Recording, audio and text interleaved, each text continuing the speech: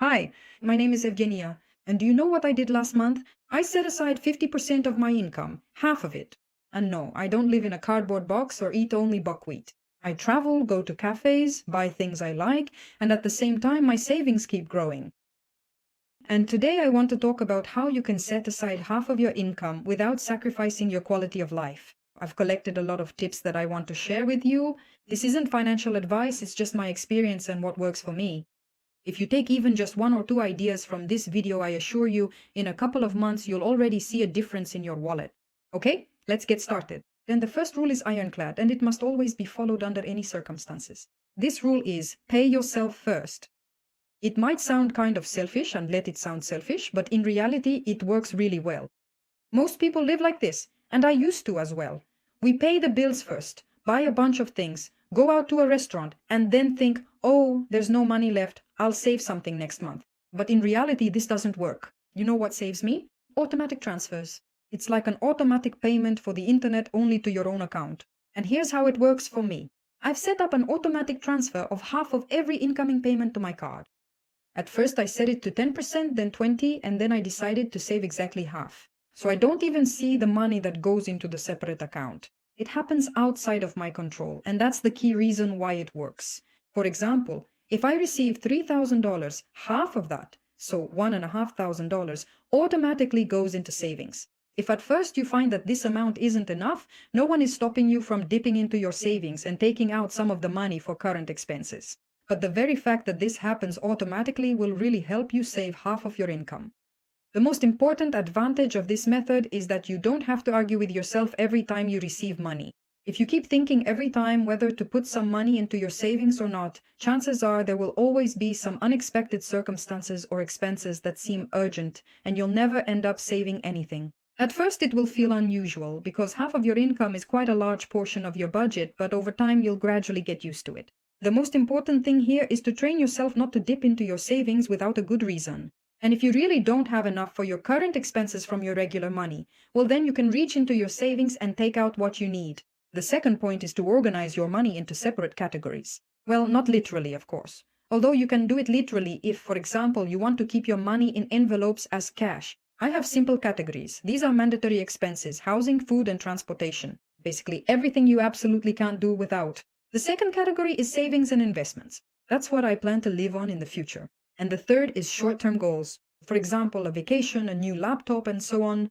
And there's also a separate category, pleasure. Yes, I have a category just for things that make me happy. Because if you live like a monk surrounded only by your savings, you'll soon snap and blow it all on a shopping spree. Part of my money I send to myself as long-term investments. I mentioned this a bit earlier when I talked about allocation and about automatically topping up a separate savings account. This is exactly the half that goes into long-term investments. This portion of the money I immediately and automatically send to a separate account, a separate savings pot. I pretend that this money doesn't exist at all. It's as if I buried this money in the backyard and forgot where. My goal is for this money to work for me later, not the other way around. When your money has clear roles and you know why it's in that savings pot, you stop panicking. Instead of chaos, you get order. Instead of stress, you get control. The third point is to use things to the fullest, to their maximum, and to think like a minimalist. It took me a very long time to get to this point, to be honest. Well, because even though I'm probably a minimalist at heart, I still like to treat myself to new purchases. Now I use things until they really break, basically until their last breath. You know how it usually goes. A new phone model comes out, and everyone rushes to swap their old one for the new, even though the old phone still works perfectly well. Or, for example, you get tired of your jacket and want something newer, something more stylish, something trendier, even though your current jacket is just as good and serves its purpose. Well, maybe you're just bored with it, but overall it still holds its shape well and you can keep using it. And now I've had to train myself to use all my things until the very end, right up until they become unusable. My phone stays with me until it honestly starts to really annoy me with how slow it gets. It's the same with my laptop, clothes, and shoes. I try to choose clothes that can be mixed and matched with each other so that I can wear them as often as possible. So, for example, I don't buy items of clothing that only go with a skirt of a certain length. And overall, it took some time to accept that I'm not chasing after trends. I don't buy ultra-trendy things like some super fashionable boots that are uncomfortable for me and that I'd only wear once a year with a specific dress. I don't buy shoes like that. I try not to chase after such trends because they lead to wasted money and also to having some item constantly taking up space in your closet. Plus, I also practice light minimalism. That is, it's not a fanatical approach where I only have 3 t-shirts and that's it, but a reasonable one. I don't need 100 things. I only need those that truly serve me and make my life better and more convenient. Look, every item you don't buy on impulse is money saved. It's simple math like that. Okay, point number 4. Let me tell you something that makes some people cringe. Sometimes I buy used things, secondhand items, furniture, appliances, sometimes clothes, books, sports equipment. All of this can be found in excellent condition for a fraction of the price, saving up to 80% compared to the same item on a marketplace. So imagine something originally cost, say, $500 new, and you buy it for $100 in perfect condition. Yes, you have to spend some time to find it, maybe go pick it up or arrange delivery, but still, it's a really great way to save money. Plus, do you know how many people buy something, use it once, and then sell it? I was amazed when I found out how many people actually sell things in excellent condition, practically unworn. Shoes, clothes, furniture, some jewelry or home decor items. There are so many things in perfect condition that people bought on impulse and then realized they wouldn't use them. It's like when you buy a treadmill, use it for a week, and then it just becomes a clothes rack. I'm selling it almost like new. There you go, that's budget savings for you. And yes, it's not just about saving money, it's also about caring for the planet. Less waste, more recycling. So you basically become an eco-hero by following this rule. Next, the 5th point is, do everything yourself. Well, at least try to do what you can on your own. Try to do some household tasks yourself first, and only then turn to a specialist if needed. For example, minor repairs, some adjustments, simple household things. Often you don't need a professional for this at all. There's YouTube after all, and I think you can find instructions there for just about anything, from changing a light bulb to assembling a wardrobe. Honestly, I have to admit, I'm not Superwoman. I don't do everything myself. I have a handy husband who does some things much better than I do. Naturally, that's absolutely normal, so there's no need to try to become a jack of all trades and drive yourself to hysteria. The main thing is not to automatically rush to call for paid help. First ask yourself, maybe I can handle this myself, or maybe I should give it a try. Or maybe I could ask a friend and we could do it together. Very often you'll be able to do it on your own.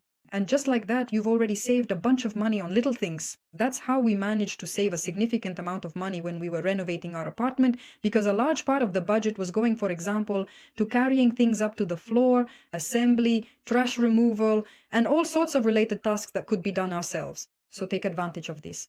It might seem trivial, but in reality, over the course of a year, it adds up to a significant amount that you end up saving just because you weren't lazy and did something yourself.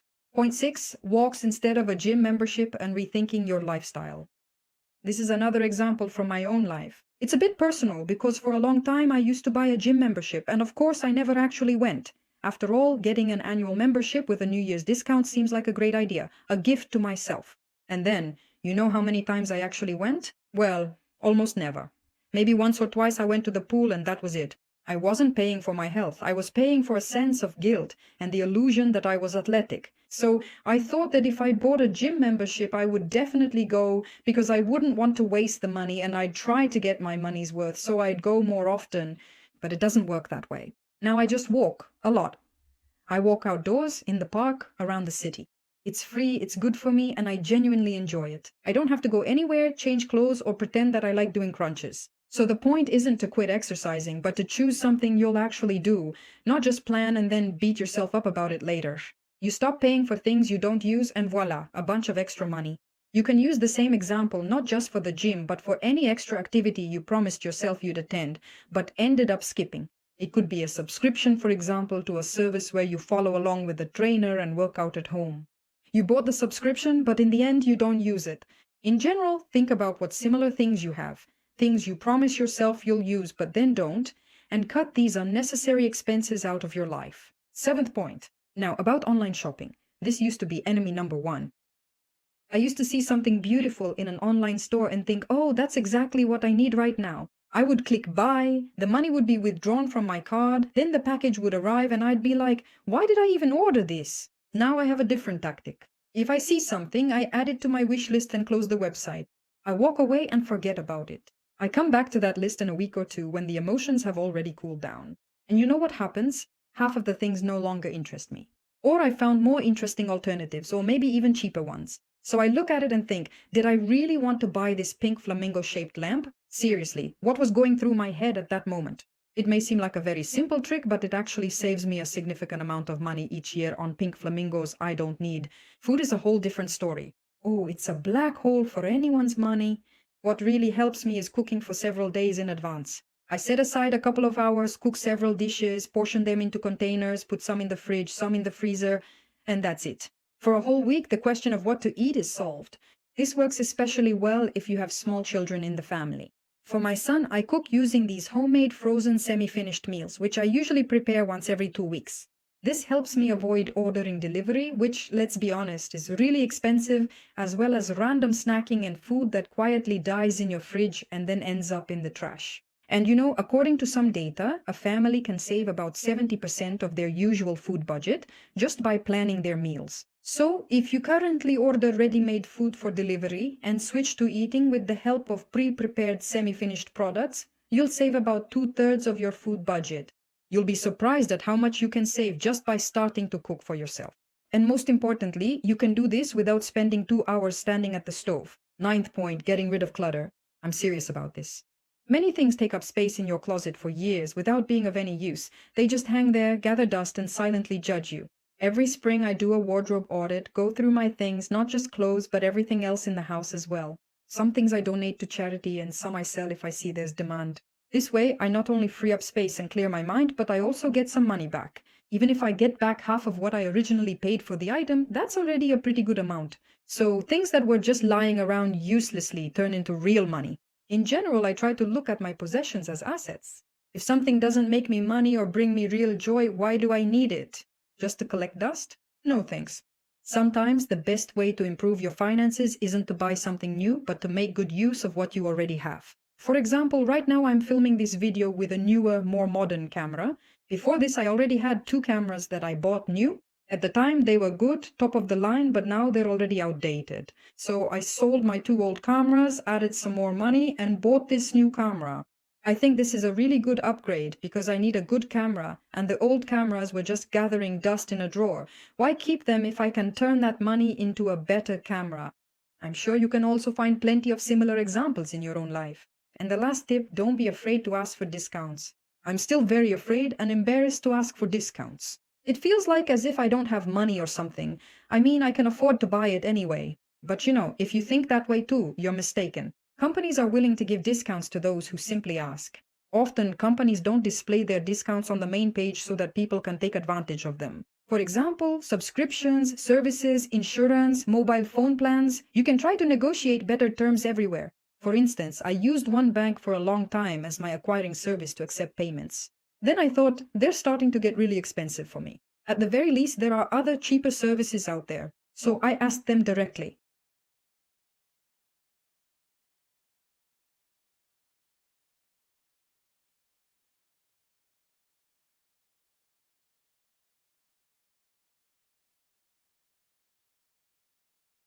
I've been your client for over 3 years. Overall, I like your service, but it costs about 3 times more than your competitor bank.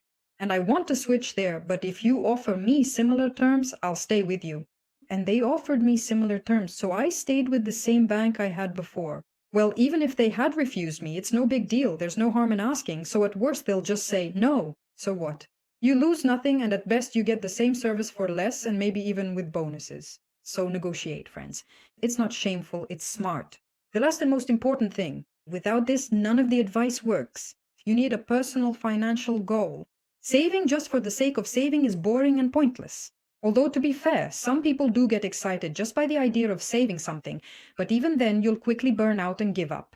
My goal is simple: freedom. I want to control my time, do what I love, and be less dependent on having to work just to pay the bills. So every time I want to buy something on impulse, I ask myself, does this bring me closer to my goal or take me further away? That's it. After that, the answer is usually obvious. So here's what I suggest. Choose 2 or 3 points from everything I've talked about. You don't have to take on everything at once. Just pick 2 or 3 and try to start implementing them this month, step by step. If you found this video helpful, give it a like, subscribe, and let me know in the comments which tips you already use or which ones you'd like to try. I'm genuinely curious. And remember, it's not about how much you earn. It's about how you handle your money every day. It's a skill and you can develop it. See you in the next video.